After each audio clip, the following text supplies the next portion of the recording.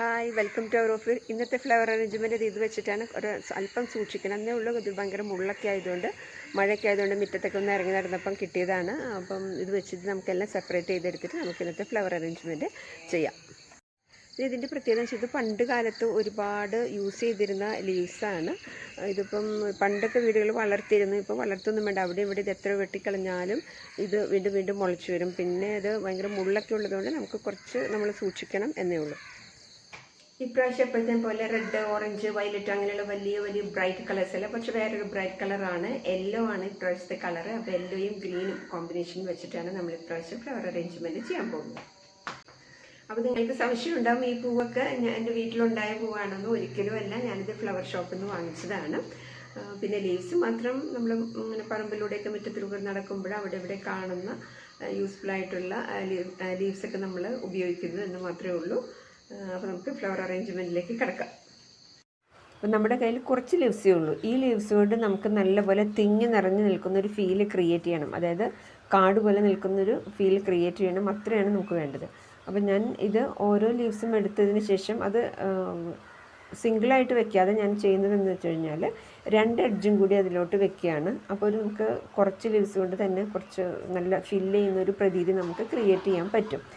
അതുകൊണ്ടാണ്. പിന്നെ വളരെ ചിലതിൻ്റെ എഡ്ജുകൾ സോഫ്റ്റ് ആയിട്ടുള്ള എഡ്ജാകുമ്പോൾ നമുക്ക് ആ ഫോമിൽ കുത്തിവെക്കാൻ പറ്റില്ല.